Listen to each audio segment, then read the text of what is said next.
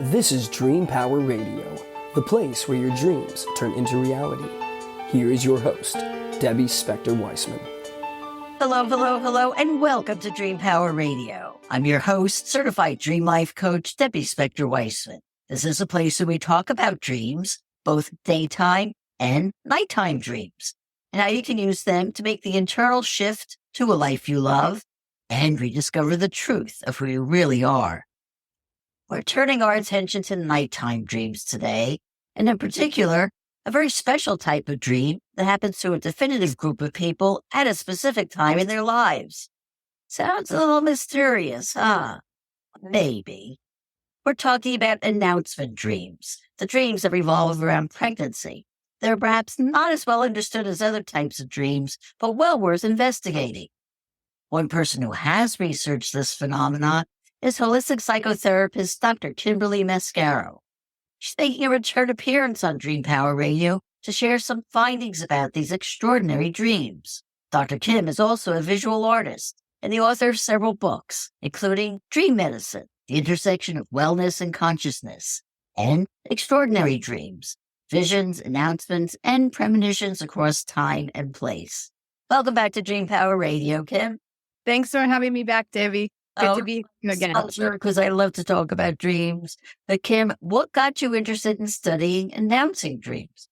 Well, it's kind of interesting because it was by way of other people sharing their stories with me, not a direct experience in any way. And there also wasn't much research out there at all, if any. So it was through other people, my cousin Tracy, actually, and a few acquaintances I knew had shared announcing dreams with me. But my cousin Tracy's dream was pretty powerful. And that got me interested in what's going on here at this time of a woman's life when she's pregnant. She's going through this major transition and her body's changing. Her thoughts and feelings are changing. And here they're reporting some really powerful dreams, really striking experiences that some light up when they tell them even 20 years later. Yeah, that is amazing. So now you have to tell me, what was her dream or what was one of her very powerful dreams that she had? Well, the one that I found real interesting was it kind of had a couple parts. So it began with a pregnancy where a baby girl came to her. And I hope I'm getting this right, Tracy, if you're listening. A baby girl came to her and said, "I'm not your baby." It was a very memorable, striking dream, very clear to the point. And many dreamers know that some dreams are full of symbolism and interesting things, but sometimes our dreams are just very direct. So this was a very direct experience she had, woke up and had a miscarriage. So then doctors had told her, "You're not going to get pregnant probably right away. Don't think about that." But she tried for another child and, in fact, got pregnant pretty quickly. I think surprised some medical professionals and had another dream. And in this dream, a baby boy appeared and said, "My name is," and I'll just say blank, "and I am your baby." So then that pregnancy continued, even though it may have been considered a little risky. And she did birth a baby boy. And then an interesting caveat is that she told me that when he began speaking, she asked, "Who named you?" And he said, "I did." So I kind of found that a little carryover from the dream, which can happen. So that was probably the most striking dream examples that were so clear, so direct, matched the kind of waking state events. And between that, and a couple other acquaintances that were gracious in sharing their experience with me, those got me on the trajectory of thinking, maybe I want to study this. And at the time, I was taking doctorate level courses in prenatal and perinatal psychology. And I had so many questions. I had worked in a therapeutic preschool. I have a long background in trauma history or trauma therapy. And so I found it really interesting to continue to I was driven to want to go back and understand the stories of children's experiences as far back as I could. And of course, this involves the mother and often the entire family, but primarily the mother. So that interest and then the dreams came up. I said, of course, the dreams affect the mother's experience, her dreaming life, her thoughts, her experiences in the day affect the fetus through hormones and biochemical things like that. All of this helped me decide I'm going to do a dissertation on this. And as you may have heard, everyone says you better pick a dissertation topic you're jazzed about, because if not, it is really hard to get through it. I stayed jazzed about it. I was in the doctoral program for 7 years. So I stayed pretty excited about it. Well, it is a kind of exciting topic. I mean, think about having dreams while you're pregnant that are that direct. And so I wanted to ask you, are all announcing dreams that direct, or is there any symbolic? No, they're not always that direct. And that would also be culturally dependent as well. Taimong, pregnancy or birth dreams in Korea, there's a rich symbolism and lists of different images one may see or expect to see. You're expected to have a taimong to birth or to give birth, to bring a child into the world. And that is a very rich symbolically to let the family know the characteristics, the future, the fate of the child. But maybe, Debbie, we should describe or define what announcing dreams even are. So I'll back up and say some people had descriptions of what this was in literature that maybe was a little more religious based, anecdotal, things like that, which is fine. But for a dissertation, I really wanted to make a clear definition on what this was and move forward in a systematic way of studying this. So I'll say announcing dreams would be a type of pre-birth communication. So some of your listeners may be familiar with after-death communication, other types of very trance, hypnotic, dreamy, or altered state communication. But this would be under the category of pre-birth communication.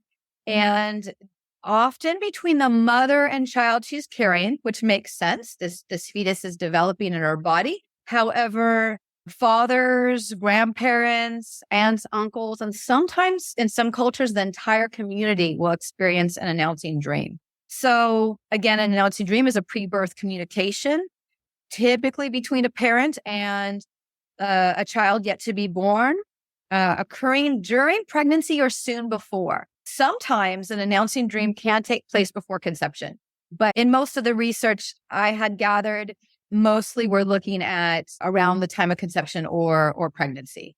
Often They happen during all phases of pregnancy. They do.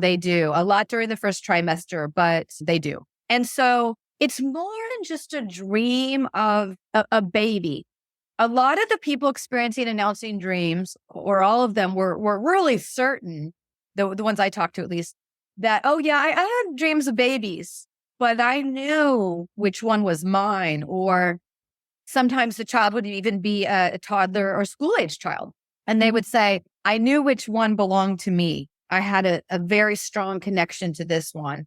And we communed or had some type of communication in a very powerful way.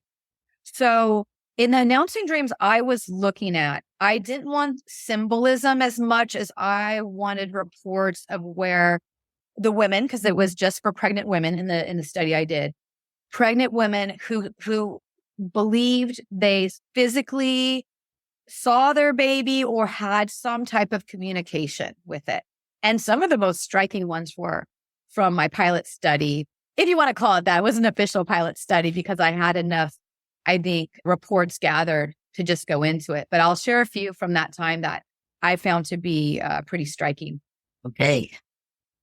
So again, more than just a fantasy, there's visual, tactile, auditory sensation going on here that the dreamer reports to be quite strong. So you want to go into telling us about a couple of these dreams?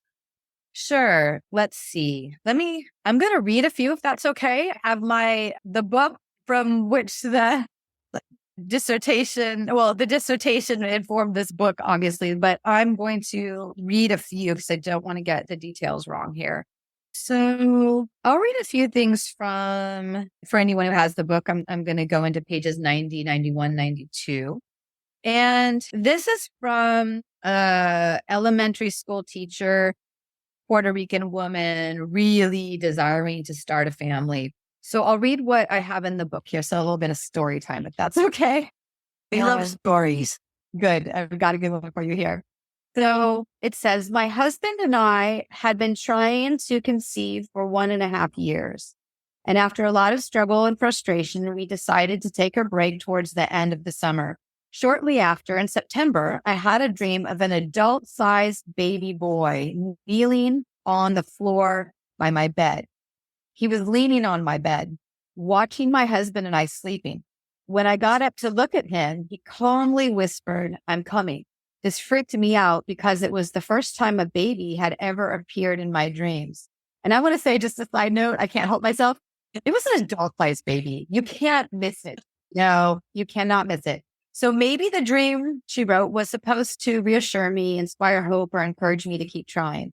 I guess those were some of my feelings, but you better believe I was angry and sad too. I felt like the dream was a tease and maybe just a sign of my conscious longing for a baby. Well, to my surprise, I conceived the next month. So here's an example of a preconception. Then early January, I was about 10 weeks pregnant and really hoping for a little girl. My husband wanted a boy, but more importantly, we both just wanted a healthy baby. I had gone to the doctor for a checkup and was a little upset that they didn't do a sonogram, just a heartbeat check. I wanted to see the baby, as I was honestly still shocked that I was pregnant. I didn't believe it. As if the 15 extra pounds, constant exhaustion, profound hunger, nausea, and stiffness wasn't enough to convince me. She laughs. I came home that night from the checkup and meditated a bit. I was basically wanting to connect with the baby and express how much I wanted to see it. Well, that night I had another dream. So this can happen too. There can be series of announcing dreams. So you can do dream incubation around this stuff. It's kind of cool.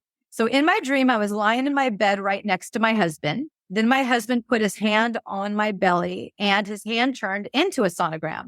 Immediately, my husband and I both went into my body and into my uterus. It was so intense and real looking. When we were in there, we saw the baby hooked to the umbilical cord and everything. I saw the face and all of its body. I then looked down between the legs and saw a little quote unquote pee-pee. Right then, my husband was just crawling into the bed in the waking state. He comes home from work around 1 a.m. at the time. I suddenly woke up and with eyes still closed, I casually muttered to him, "Happy, I just met the baby. It's a boy." He chuckled a little bit and held me to fall back asleep. When we woke up, he and I were talking in my sleep and I told him, no, I really met the baby.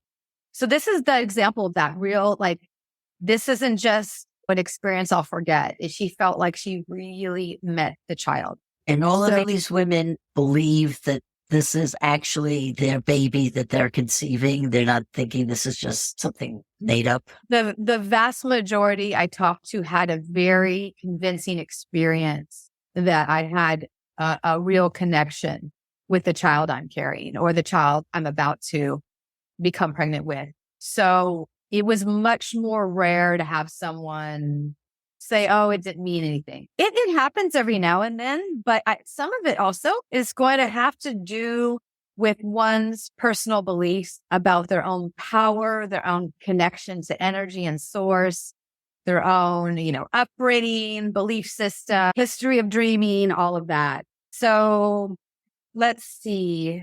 Okay, well, we're going to take a break now, and then we're going to come back and talk more about announcing dreams. Because I have 2 more for you. Okay. Wonderful. We're talking with Dr. Kimberly Mascaro about announcing dreams, and we'll be right back. Hi, it's Debbie. If you like what you're hearing on Dream Power Radio, I've got good news for you.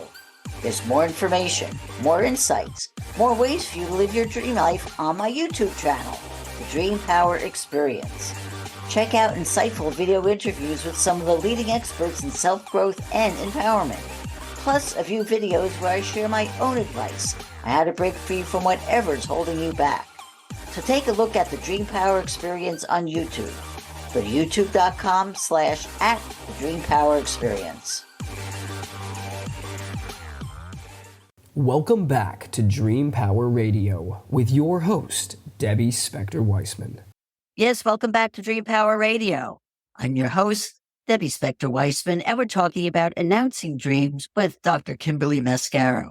Well, Kim, are all of these women who you had reports from, would they be considered active dreamers, or were these dreams that came to them totally out of the blue?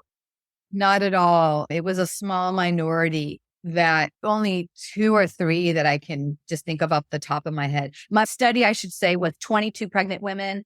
And then I had a series of ones from the pilot study. And it was a minority of women that were active in the dream world and maybe tracked dreams often. However, it's interesting because there's still a bit of a bias there, because who were the type to want to participate in the research in the first place? So there had to be something in them, right, that maybe was drawn to dreams in some way, I would say.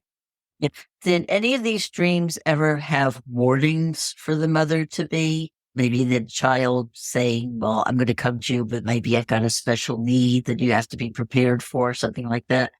Nothing's jumping out at me from my memory. I do have to say that this research was many years ago, but nothing's jumping out at me right now. Some dreams, and this is why I thought this research was important. One of the reasons, well, there are several reasons, but one primary one is that it did inform medical decisions some women made. So more start popping out to me right now, but there were experiences from having the dream as a result of the powerful dream experience that resulted in decision making, canceling amniocentesis appointments, canceling abortion appointments, choosing to a child or continue a pregnancy, even if something went wrong, like let's say positive for Down syndrome or something like that.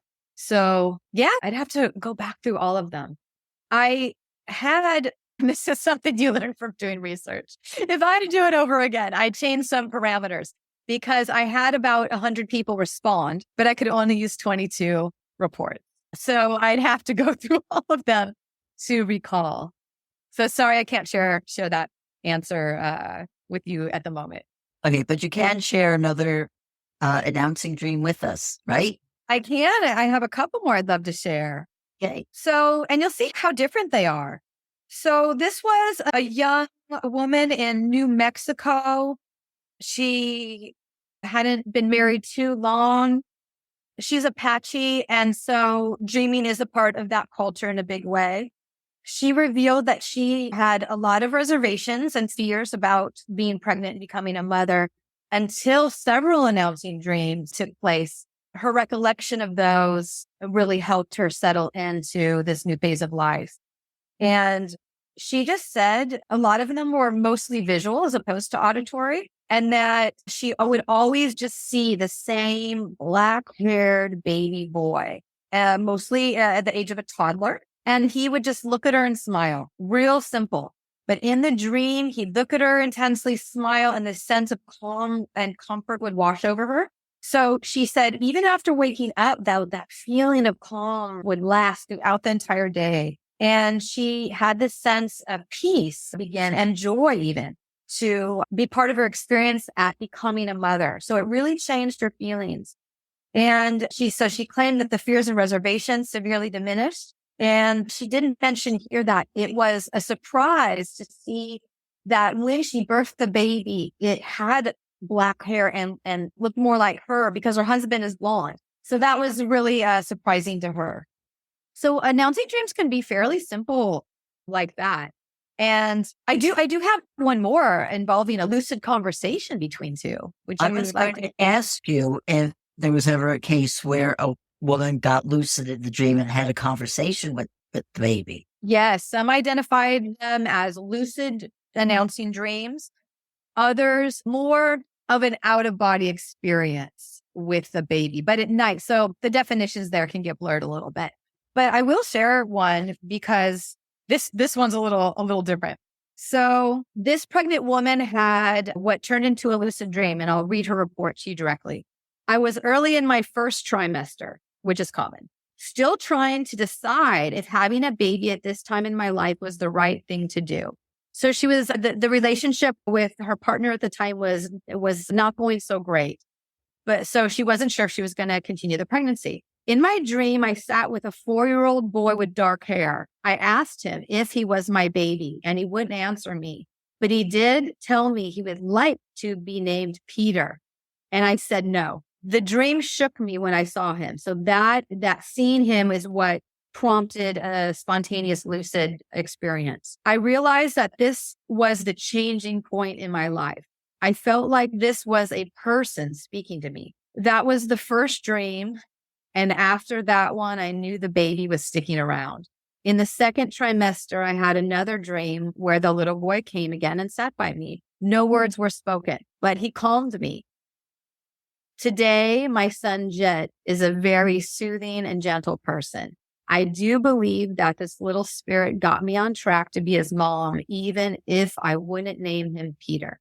That one I think is so interesting because she had her agenda.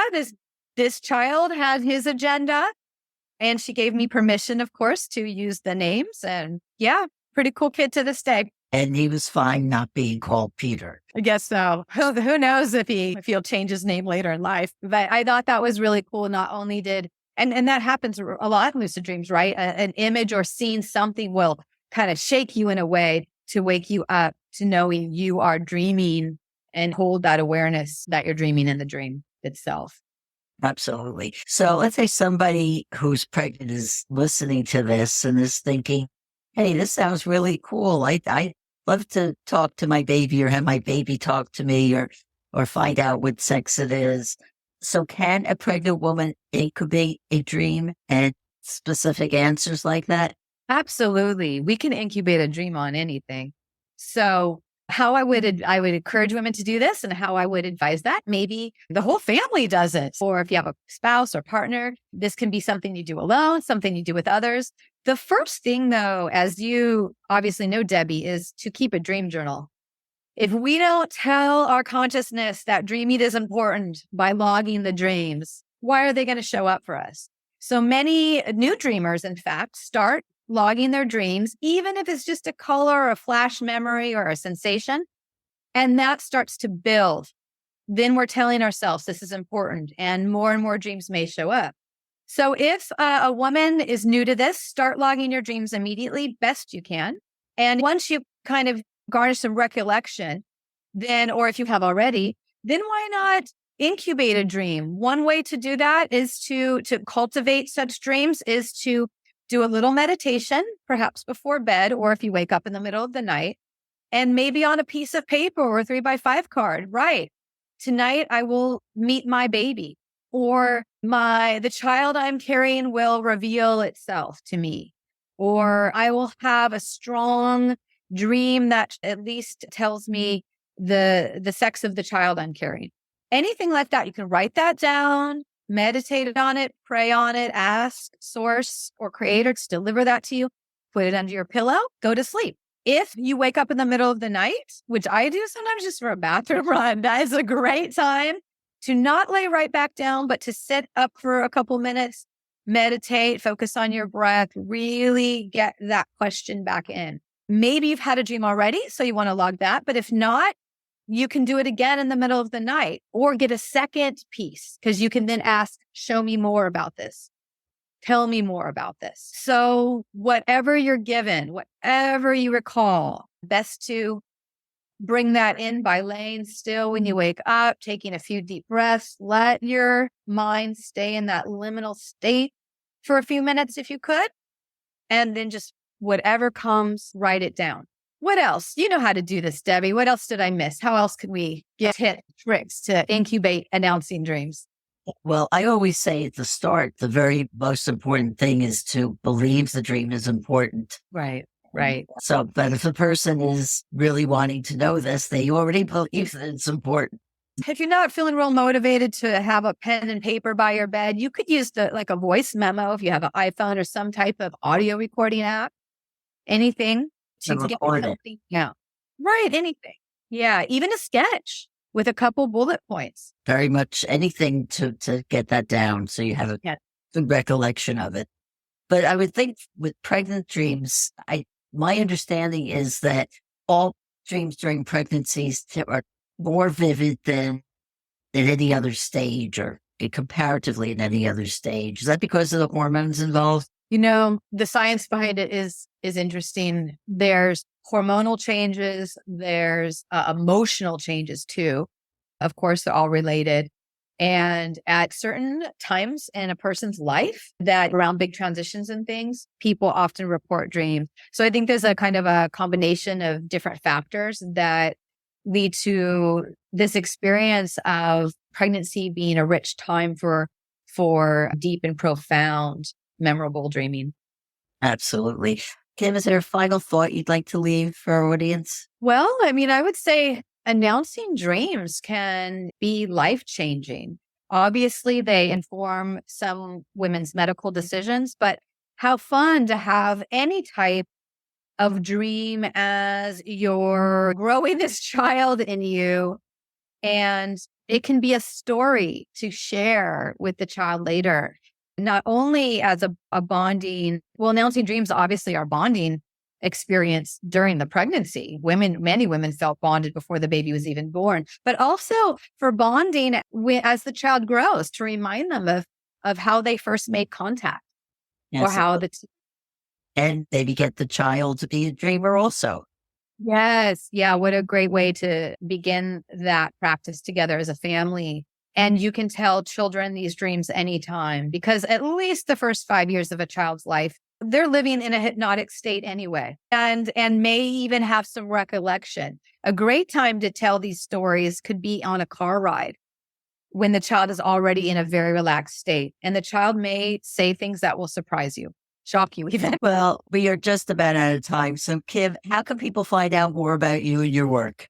Thank you so much for having me. And if listeners would like to contact me, my website is consciouschimera.com.